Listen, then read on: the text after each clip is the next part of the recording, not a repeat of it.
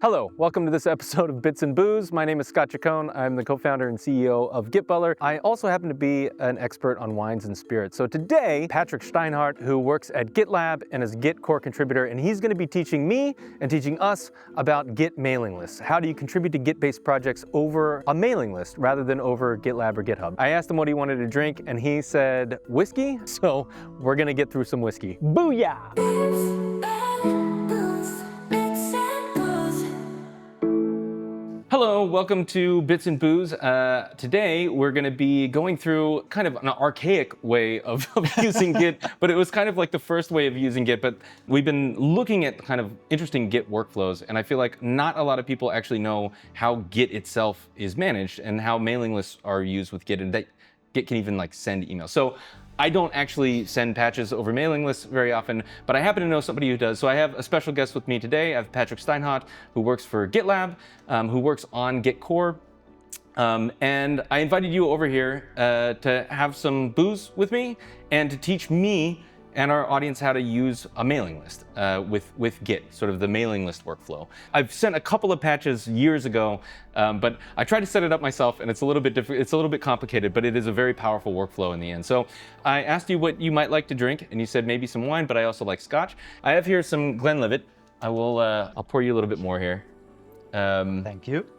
I went for Glenlivet for historical reasons, because this is, I believe, the first distillery in Scotland to get an official license, right? So when they first sort of licensed distillery, so it's technically the oldest Scotch, like official legal Scotch distillery. Do you know how they make Scotch? I used to know at some point in time, but the thing is, every time I learn it, I immediately forget about it. So Scotch is whiskey, right? It's just Scotch whiskey. So it's basically the same process as American bourbon or Irish whiskey. It's just made in Scotland, so they call it Scotch whiskey and shorten it to Scotch. But essentially, it's just beer that is distilled. So if you malt barley, that's why it's like a single. I would have to assume this is a single malt. I would very much hope so. It's a single malt, so it's not blended from different distilleries. So it's made in one distillery. It's not single barrel, so it could be a lot of different years that are mixed together. But it's essentially you malt barley, and then you ferment that and you make beer-ish. Except usually they don't have the bubbles, and then you put it into a pot still and distill it, and then I think you have to do it for 3 years is the minimum. But yeah, if you happen to have a pot still and you have some stale beer, you can make your own whiskey. Well, I guess not yet, but maybe I will get to it eventually. Give me just a real quick 1,000-foot view of collaborating with people over email, right? Like, why is this a thing? Like, why do people use this as a way to send patches back and forth? Maybe do a little compare and contrast to like a merge request or a pull request. Yeah. Like what is why are they still using this? The first reason, of course, due to historic reasons, because back when Git was developed, neither GitHub nor GitLab obviously existed. So we were basically kind of forced to use something like that, like a mailing list, because, well, no server solution existed yet, no nice web UI and so on. But nowadays, it still has distinct advantages over a merge request or pull request based workflow, because basically one of the things that neither GitHub nor GitLab do very well is to allow you to do patch by patch reviews. You typically are presented like the whole patch on both GitHub and GitLab, and can only comment on that single overall view of that patch.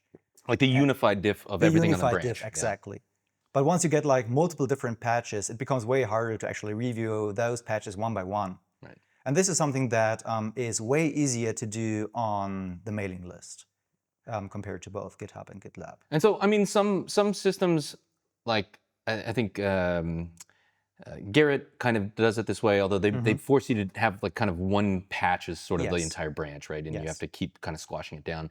And I think Facebook has some internal systems that are that let you do sort of single Fabricator or whatever it's called. Right, like stacked branches or something like that. But this kind of is the OG, right? This is the kind of original way that they did it. And the workflow is good at that, right? Yes. So walk us through because you use both, right? You use merge requests for internal GitLab stuff, and then you use the mailing list to contribute patches to Git, right? Like you kind of have to be in that world too. So walk us through first submitting a patch series, right? So what does it Sure. look like if you have a couple of commits and you want to, to fix up Git or to fix up Linux kernel, whatever you're using? Like, what does it look like to turn those commits into something that other people can apply? Sure. I mean, the first thing, of course, is that you have to write your commits locally. I've already did that before, which is basically the patch series that I'm working on right now. It's called, like, I've got a branch ready, which is called PKS Reftable Replace String Buff. Are we doing this live? Are you actually going to send a series to the mailing list? I originally wondered whether I should do that, but no, I'm not going to do that right now. You could do a cover letter that says, ignore this, Scott made me do it. So I'm probably not going to do that right now, just because I don't want to pest them. Yeah, no problem, no problem. So I've got a couple of patches on this one, maybe a little bit easier to one-line this.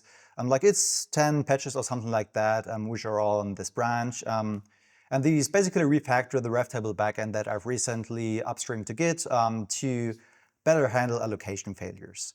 But that's not really the main topic right now. The question is how to actually send that to the mailing list.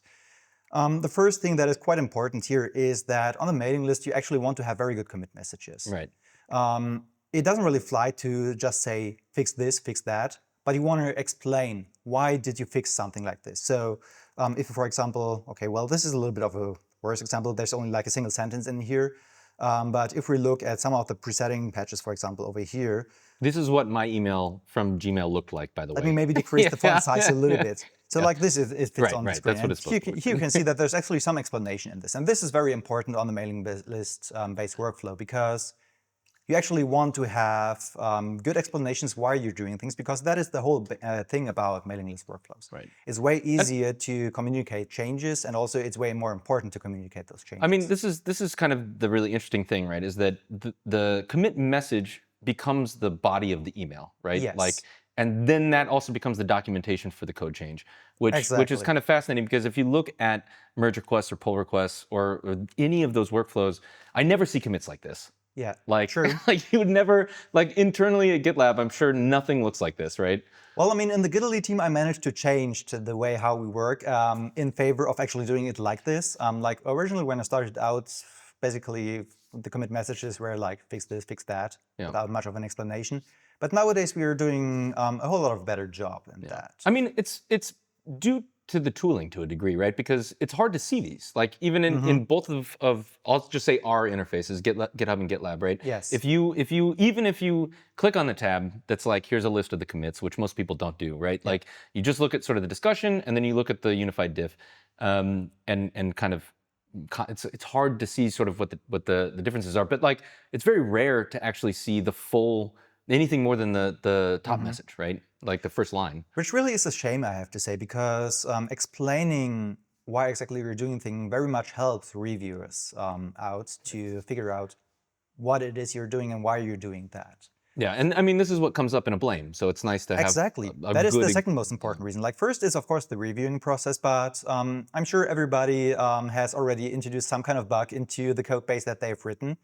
And when you eventually want to figure out when that bug was introduced, then it's very nice to actually blame to a commit message that is very descriptive in what it's doing, so that you can actually deduce like why has that change been made, and was it like an unintentional side effect of that change that we now have a bug, right? Or is it actually something that we originally wanted to have but didn't fully think through, for example? So how do you I'm curious, just like how do you write these? Like, do you, when you go to commit, you kind of take a minute and like write out this whole nice thing? Do you kind of continuously amend them, right? Like as you're working and being like, I'm just gonna like keep making this commit message better over time until like it's not, or do you wait until the end and then kind of do the whole series, right? It very much depends, I have to say.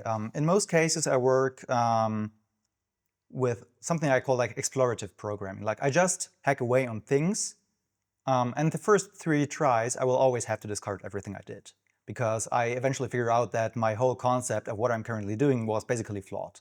So I discard everything and then rewrite it again. And every single time I rewrite it, I also get a better understanding of the code base, and I can immediately put that understanding into the commit messages. And one of the things that I also very much use all the time is interactive rebases. Those help you a ton to really figure out like how the structure of the whole patch series should look like, and then also iteratively implement the commit messages. So initially, I typically just like put like some kind of placeholder in there while I'm still in the explorative phase. But then I iterate on that commit message more and more until I eventually end up with something that also reads nice. So let's say we have this beautiful series, Yes. right? And all of the commit messages are these nice, long, descriptive commit messages. Yeah. How do you take that and send it to the list and say, here's my patch series. Yes. Like I'd like to get feedback or see if I can get this applied. Yeah. So the most important tool in this context is Git format patch. What Git format patch does is to essentially format all your commits into text files that you can then use with an email client to send them out. So if you currently have that branch here, I would say Git format patch, and then I would basically go from the base commit of my branch, which I've called ref table. What was it called again? Replace string booth base. This is the first commit of my patch series, where I basically start off from. And then I use the ... notation to say like I want to have all the commits from the base until now to my current head commit. And that will basically format or create a couple of patches for you. So each of these patches is one commit. You had a 10 commit series. Yes, exactly. And if you push this to GitLab and open a merge request or something, you would see this as one merge request, sort of like, you know, PR type thing. And then it has in the commits tab 10 entries. Yes. But you're really, when you go to the changes, you would see the unified diff of all of these things together. Yeah. Okay. I mean, GitLab also has UI to allow you to iterate through all of those commits one by one, but it's lacking in some ways, I would say. Let's put it that way. It could be better. That's why I don't use Git. I'm kidding. I have to say, GitHub is even worse in that regard. No, it is. I 100% agree, and I'll take partial responsibility for it. So fair enough. Yeah. Okay, so we got our patches. Can you, where does it, it's listing these out. Is it like files in your current directory? It's files in my current directory. Oh, okay. So I can just like, for example, have a look at the first patch. So you can see that there is some kind of headers here. Those are email headers. Right. So you can see that we've got from, which is basically the commit from which I've created them, like the commit ID. I've got a message ID, which is generated automatically from that commit ID. I've got from, which is the email from header. So the from address I'm sending this email as. I've got a date when I've generated it. I've got the subject, which is also going to be the subject of the email you then eventually see in your mailing list client. Right. And then afterwards, it's followed by the commit message, as well as the diff of that commit. So there's the 3 lines, and that's kind of, I assume, how the next thing that we'll look at that converts this back into a commit locally figures out kind of where to break it, right? So this is a patch. It's just using the patch header format to put in diffstat information or whatever. Because I think some people will go in and they'll add more like commit message or like data in there. Like you can comment sort of on your thing here if you want to. You can actually right? do that. If we wanted to do that, we can just open that commit, for example, and this part over here is basically ignored by Git. Git doesn't really care about that part at all. Like it's for the reviewers to make it easier to see like what has changed in this commit. Which also means that because it is getting ignored, you can input additional metadata over here. Right. You can say and it's not in the commit, hello, and it's not world. It's not the like the patch apply doesn't like ignores it too. Okay. So you can add additional comments on each of those patches, which will not end up in the eventual Git commit that lands in the repository. Of course, this only here allows you to actually add comments per patch, which you wouldn't typically do. Instead, what you want to typically do is when you have a patch series that is multiple commits long, that you have a cover letter. Right now, we didn't yet generate one.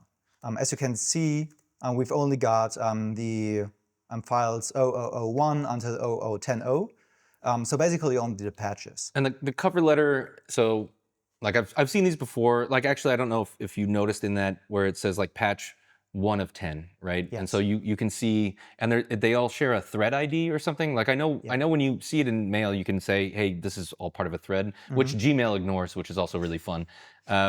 Like they hate RFCs. Another point in case why you shouldn't use Gmail to actually work on the mailing list. But if you're in Mud, if you're in something, you know, an actual proper email client, it'll put it all into a thread if you'd like to, right? But you want to put in, you're going to show us how to do a cover letter, which is kind of like like the merge request or the pull request description, right? Yes, Like it's like exactly. this doesn't go into the Git history. It's not kind of part of any of the things, but it's describing the reasoning of this series, right? Right. Okay, so how do we do? I've never done this before. I'm curious how to do this. It's rather easy to do. You basically just like pass the cover letter command line option. Oh, okay. And then it will also generate another file for you, which is this one starting with four O's, in fact. So I'm sure we'll get here at some point, but just because, so this is also how you do like V2 or V3 of a series, is you give it like you give format patch a command line option? Yes. Okay. You would basically say -v2. And that okay. will Interesting. add another. Okay, we'll get to there. We'll get to there. We'll so get let's. there, What does the yes. cover letter patch look like by default? So by default, it is rather empty. You can. Oh, it's the diff. Yeah, it's the full diff stat, right? It's the full diff stat of the whole patch series, like of all the 10 patches I've written over here. Yeah. To give you a high-level overview, you would basically have to replace or like add a subject for the first patch that basically summarizes all the changes you're doing in this patch series. And then over here where it says blurb here, you want to replace that with a summary of what you've been doing. Like giving a basic overview of this patch series, why you implemented it, maybe any kind of dependencies, for example, like if you've based this on another topic branch that is currently in flight, you would say it in this cover letter. Like this is based on patch something, for example. Anybody that I know that's ever tried to send an email to a mailing list messes up the formatting. How, in here, when you write a blurb, are you manually like cutting it off at 78 characters and trying to keep within the RFC, or do you just do like one long line and just assume that the other side will fix it, or like how do you format your body? There's two different answers to this question. The first one is that I'm using a proper text editor. In this case, so you're relying on Vim to do hard wrapping. Yes, NeoVim in this case, but yes, sure, it's not really much of a difference to Vim. But it is configured to automatically line wrap after I think 78 characters or something like that, if I'm not mistaken. But it does it automatically for me. Okay.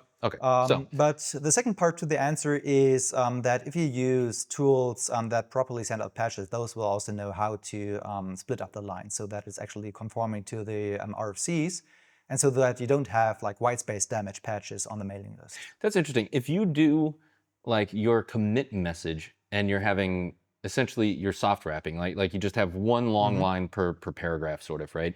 And then will format patch fix that for you? No. Okay, so it'll just keep the commit message like string no matter what it looks like. Yes, exactly. Interesting. Okay. We have the patch series. How do you send it? How do you open up your PR, as it were?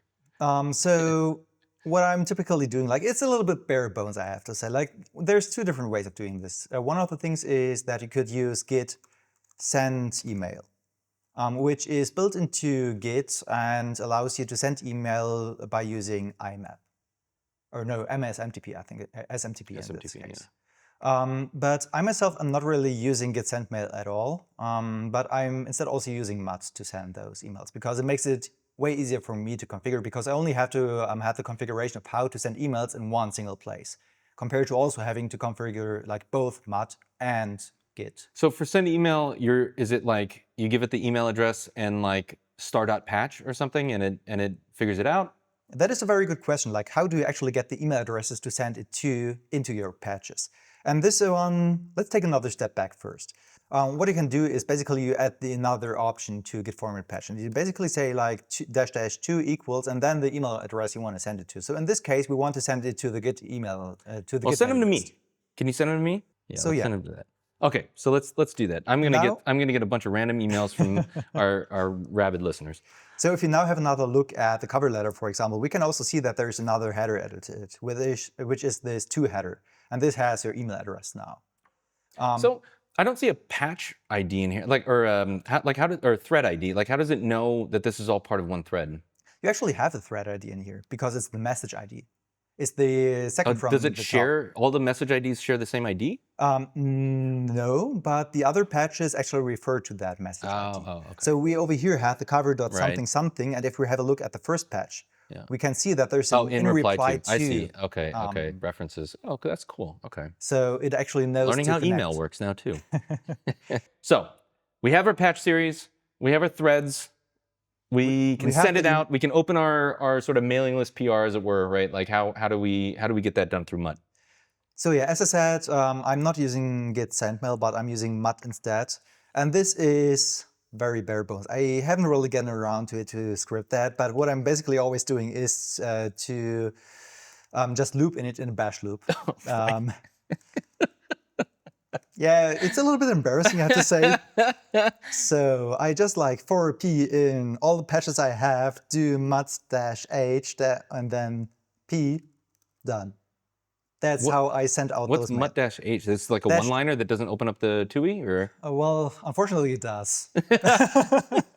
My favorite thing, actually, going back to Git send email, which is kind of funny, is that somebody had a joke that at some point in the life cycle of every software project, once it gets old enough, it becomes an email client as well.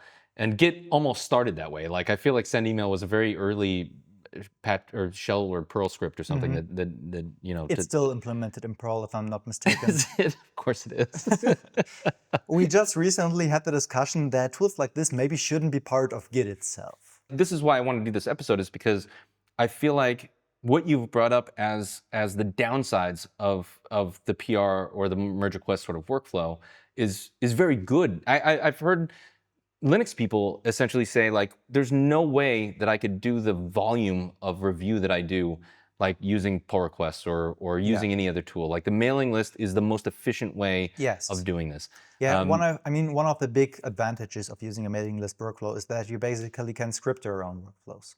This is not really all that much possible with one of the forges. It is possible, but way harder to do. So you basically can script your own tooling and make the workflows that you use way more efficient compared to anything you would have. Because all the things that I have are in my email client. I've already configured it to my exact liking. And that makes it way easier for me to interact with. I mean, that is the interesting thing about this, is that I've talked to a bunch of people recently about this, right? Because I'm interested in these workflows. Like what are all the different workflows that people have in doing this? And this is one of the earliest ones and one of the most efficient ones in some ways. But it's also, like you said, one of the most configurable ones, right? Like every core Git developer that I've talked to in the last couple weeks about this thing all have vastly different ways of doing this, but like the interface is the same, right? It's like, here's a protocol, it's the mailing list, here's the format of the patches, like here's how it's done in threads, but everyone has different ways of sending the emails and applying the emails and reading emails, and everybody can choose their own adventure. I mean, it's almost as if Git was a distributed version control system, you know?